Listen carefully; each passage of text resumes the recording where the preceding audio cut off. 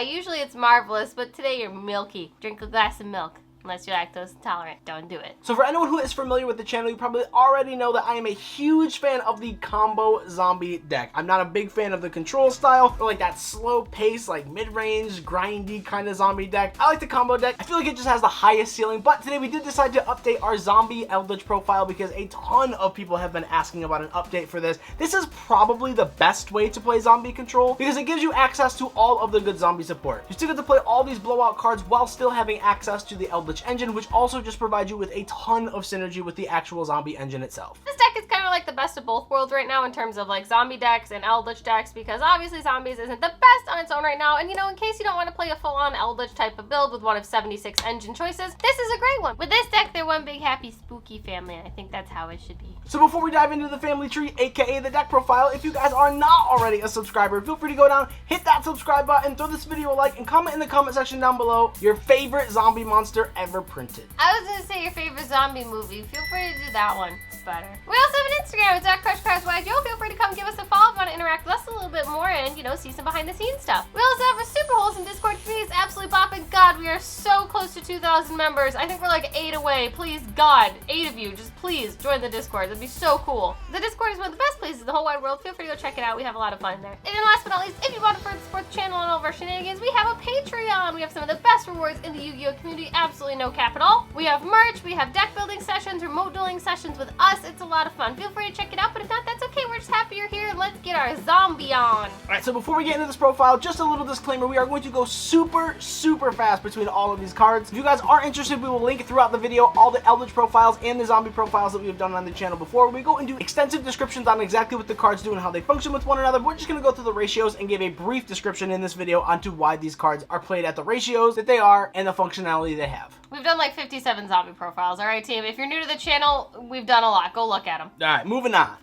So for the Eldlich engine, we are playing 2 copies of Eldlich the Golden Lord. 3 is way too bricky. You have multiple ways to access this card in this deck via the actual Eldlich engine itself in the traps or the zombie engine as well. This card allows you to have your deck online at all times by having all the traps live and just gives you additional access to bigger zombie monsters. And then for our one of zombies, this is a small zombie package where we were playing 1 copy of Doom King Balladrock, the best boss monster ever printed out of a structure deck. Doom Daddy. 1 copy of Glow Up Bloom, the 1 copy of Necroworld Banshee, and our 1 copy of Mizuki. This is honestly, like, in testing, I really don't think you need more than any of these cards at 1. Doom King is a boss monster that recurs himself every single standby phase that there is a face-up field spell on the field, so you don't have to play more than 1 of this. It's also more of a hybrid deck, so you're not trying to brick on this card. You never want to see it in your hand because you always want to have it in your deck. And the reason is because you want to play the Glow Up Bloom, so you can banish this to get access to your Doom King. You can only do that if you have Zombie World face-up on the field, which is why we played the 1 copy of Necroworld Banshee, because you can banish Banshee as a quick effect to access Zombie World directly from your deck to your side of the field. And then we are playing the 1 copy of Mizuki because it's just an additional extender, and there are some pretty cool combos where, like, if you open up like a 2-card combo, you can just set up some pretty nutty boards thanks to Mizuki. And then the best starter card in the entire deck obviously is triple copies of Unizombie. Golly, are those Euro print? They are. They're a little darker. Little, you know, got that little. They saw the sun. These zombies like to tan. Unizombie is the best card in the deck because not only can it send any card from your hand to the graveyard, but it can also send any monster from your deck to the graveyard. This helps you get any of your Eldlich spells and trap cards out of your hand into the graveyard, or just any monster out of your hand or deck so that you can access either of your engines. I do like the whether planned or unplanned synergy of like the Eldlich spells and traps like kind of wanting to be engraved along with Unizombie having a discard effect. Like, I think that's really cool. It's not a lot, but it's there. Also, good to note because it does come up a lot, Unizombie is a tuner monster, so we are playing Ultimate Rare Fibers. Needles! And then rounding out for the monsters, we are playing triple copies of Ash. I mean, like, this could honestly be any real, like, big blowout hand trap, like Nibiru, because a lot of your cards do recur themselves. So you can wipe a board and then try to get all your resources back, because all the traps just set themselves. It's also more of like a back row deck, so you're not wiping the board a lot. Doom King will recur himself all the time, but if you do have access to, like, an Eldlich, you don't want to lose it all the time. So Ash is probably just, like, the most generic hand trap. It hits a lot of stuff, and you do get a ton of card advantage and just value off of your cards in general out of this deck. Value. And always play forehead, don't play feet. We're not 100%.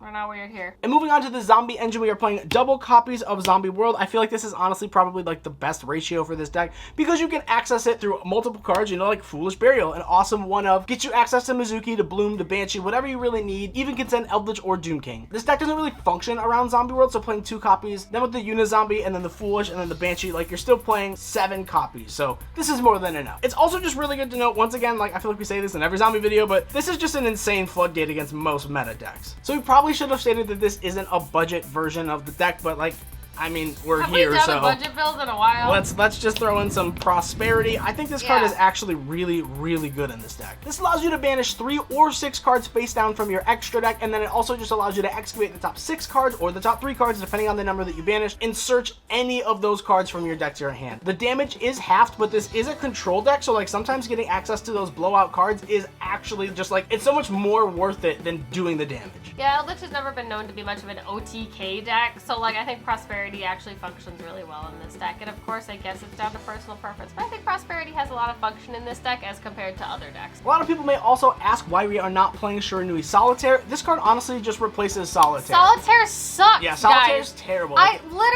don't know how, every video we do, whether we put Solitaire or not, someone's either like, where is Solitaire or why is Solitaire? You summon Solitaire, he gets ashed or whatever, you pass. It's terrible. It's literally but then when we don't play it, people are like, what the hell? Where's Solitaire? It's like, he's garbage. Yeah, the card, like in this metagame right now, where there are 45 hand traps in every single main deck, Solitaire is just not worth the slot. This card is so much better, and like, you would rather have this card get ashed, which is fine, because you still have a normal summon. So, triple prosperity, if you don't like it, or you know, you feel like you want to play the Solitaire, by all means, feel free to play the Solitaire. Just in testing, and in my personal opinion, Solitaire is always more of like a negative normal summon than it is like a positive card.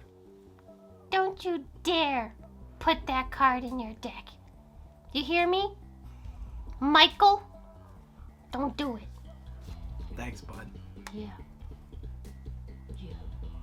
And then just for more consistency cards, obviously we are playing triple copies of Cursed Eldland. Pay 8, feel great. You get to search any of your golden land spell trap cards directly from your deck to your hand, or Eldlich, which is really, really strong. In a lot of other Eldlich decks, this has a very, very big drawback, or like a stipulation where you can only attack with zombie monsters. So if you're playing like a Dragoon Eldlich, you can't attack with Dragoon while this is face up on the field. But this is a pure zombie Eldlich deck, so this actually helps you more than it hurts you. And obviously when this card is sent from the field to the graveyard, you get to Foolish any of your golden land spell trap cards directly from your deck to the graveyard, so you just get even more additional benefits off of this card. And then we are playing the 1 copy of 7 Cities of the Golden Land. Oh, yay! During your main phase, you can fusion summon 1 fusion monster from your extra deck using only zombie monsters from your hand or field as fusion material. If a zombie monster is special summoned by a card effect except during the damage step, you can target 1 set card in the spell trap zone. That set card cannot be activated this turn. So it's really awesome and really good to note that even though this is a continuous spell card, it says that if a zombie monster is special summoned by a card effect, it doesn't have to be a fusion. So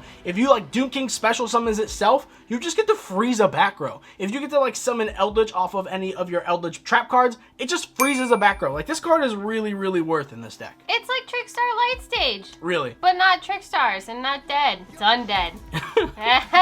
Also, I just think that this is one of the coolest card arts lately. Like, it's so freaking cool. And it's searchable, so. He's just so mad and angry, and I just think. Oh wow, because it summons Mad Golden Lord. Because Wow. he's mad. Crazy. I just like this card art. It's cool. Anyway, bye. And for the other fusions, obviously we're just moving off into our blowout package now, but we gotta flex the triple ulti super polys. What a guy. This card is insane in like any zombie deck, obviously. Like, This card's nutty in any deck. This card is right nutty now. in any deck, but specifically in like zombies, this card is just absolutely free. As long as Zombie World is face up on the field, we play a monster in our extra deck that just allows us to fuse any 2 monsters because they're zombie type. Like, this card is just unfair. In case you missed it, we just did a tech video explaining why this card's so good. We did. And like, the discard, so free in this deck. It's so free. And then for more of our blowout traps, obviously Zombie World reliant, but we are playing triple copies of Rivalry of the Warlords, and then triple copies of Ice Dragon's Prison. Along with Super Poly in Zombie World, these like 12 cards are literally, like, you literally just cannot lose the game. It's absolutely ridiculous. For anyone who does not know, the ruling with Rivalry and Zombie World is that Zombie World makes all monsters on the field zombie type, and then Rivalry says that each player can only control 1 type of monster. So if your opponent has a zombie on field, even though Zombie World will make that monster monster that your opponent is trying to summon a zombie. If it is not already a zombie, Rivalry will not allow the summon to actually happen. Therefore, they can only have one monster on the field at all times. You create a really cool soft lock with your opponent, and then obviously Ice Dragon's Prison is like one of the best cards ever printed last year. This card just gives you like an in-archetype summon limit, and this card's just the gas. Yeah, this card's nuts. Moving on. And then for our Eldlich engine, we are playing triple copies of Scarlet Sanguine, Disco Party, triple copies of Conquistador, Ponies, double copies of Hakero, and then the one copy of Golden Land Forever. a counter trap. So just real quick, this gets you any zombie monster as long as you control Eldlich, or it just gets you Eldlich directly from the deck or the graveyard. This is just your pop as long as you control Eldlich. This is DD Crow as long as you control Eldlich. And I know a lot of builds have like cut the Golden Land Forever, but in the zombie version of this deck, Doom King recurs itself every single turn. So it is literally free. Like as long as you control Eldlich, this is just a searchable counter trap where you get to recur the monster you tributed that becomes 2 interruptions every single turn. There's no reason not to play this card. These are the VIP invites to your disco party. I will never not see this card as a disco party. It does look. If you don't see it as a disco party, you're not having a good time. And you need to be. Alright, on to the extra deck. Breezing through real quick for our Link 1s, we are playing the one copy of a Link Karibo because it can help us get our Bloom into the graveyard, and it's also just really good in the Dinosaur matchup to get rid of the token. The one copy of our Induct. This is just really good to get some of your Eldritch traps off the field into the graveyard so you can continually loop your resources. We're playing the one copy of Verte Anaconda because it just allows you to search Super Poly. We are playing the one ultimate rare. Oh, we gotta take a minute.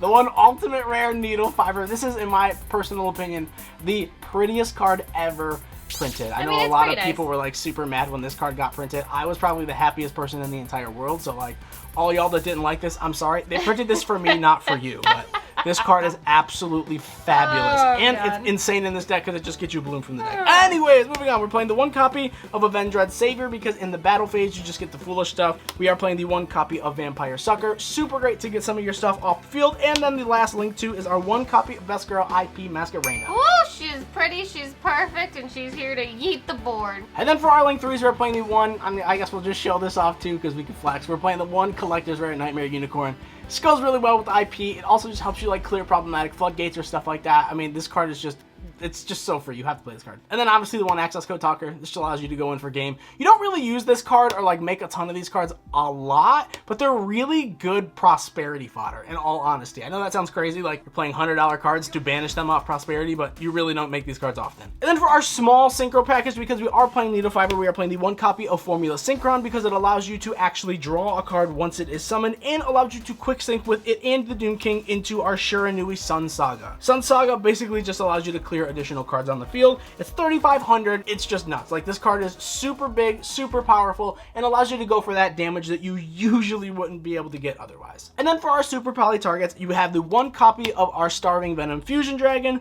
the one copy of Dragon Necro Nether Soul Dragon, the Tongue Twister Zombie Dot Dragon, the one copy of Eldlich the Mad Golden Lord, and then our one copy of World Chalice Guard Dragon Ulmerdu. This is 2 darks. This is 2 zombie monsters, so once again, as long as Zombie World is face up on the field, this is just absolutely free. This is any Eldritch monster and any level 5 or higher zombie monster, so as long as you have Eldritch face up on the field and Zombie World is face up on the field, you can fuse your monster and any of your opponent's level 5 or higher monsters. And then this we honestly just play because Bird Up is a very, very difficult matchup. They always end on 3 Link monsters, and this is just the perfect, the perfect out for that deck at the moment. This can be anything as long as like the meta changes, but right now, this allows you to clear Bird Up and just completely play for free, set up, and win the game super easily. Obviously, you can choose whatever Super Poly targets you like. I think these 3 are kind of mandatory. Well, these 3, I would argue, are mandatory. Yeah, for sure. This one's kind of a flex spot. You can play one more if you really want to, if you want to like take something else out of the deck or whatever, make it work. Obviously, this depends on what you're playing against, who you're playing, where you're playing, what you're playing, blah, blah, blah. You know the deal. Super Poly is pretty flexible. All right, let's move on to a test hand.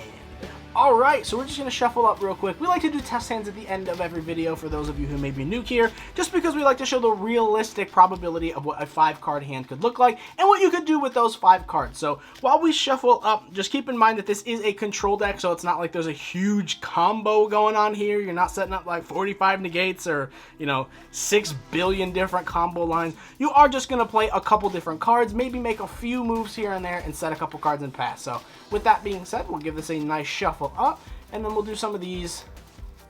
Alright, so now we will let our opponent cut. Woohoo! Pay 8 feel great, right, bud? Shout out the crowds. We'll see. Prosperity. Fabulous. Wow. Unizombie. Amazing. Holy Look at God. Lord. Look at the dead. Oh, right. Wow. I mean, feels like, good. this is pretty insane. Obviously, we're going to activate our Prosperity here, banishing 6. We're going first, so we don't need our Armaduke, access code, IP, Avendred, Unicorn. Probably not our Mad Golden Lord either. So we'll banish these face down, and we'll reveal 6. I have no interruptions, but I do have 2 good hands. We'll see Bloom, another Sanguine, Zombie World, that's nice, another Zombie World, another Ash, and a Super Poly. I feel like we kind of have to take the Zombie World here, and then we'll just put all these on the bottom of the deck. We will then just activate the Zombie World, we'll normal summon our Unizombie, activate the effect, send the Bloom, and then obviously Bloom will banish him because we have Zombie World. That gets us our copy of Doom King. We can set 2 cards here now, and then we have the additional option if we want, just to go +1 in card advantage. We can link 2 into our Vampire Sucker. We'll hold Ash in our hand, and we do have a copy of our Ice Dragon's Prison and of our Sanguine set, so we have our Eldlich engine. And then obviously during the standby phase, Doom King will summon, which will trigger Vampire Sucker to draw us an additional card. So we have basically 2 forms of interruption, another 2 forms of interruption, and then our access to our Eldlich engine here. So once again, not like a super heavy combo, but this is just what the deck does. So we hope you guys enjoyed it. If you guys are interested in any of the other zombie decks, feel free to check it out. We'll link it up here for you guys. But I guess that's it. Feel free to let us know what you guys think. And if you want to see more of these types of videos or a combo type of video, feel free to let us know in the comment section down below. But thank you guys so much for watching.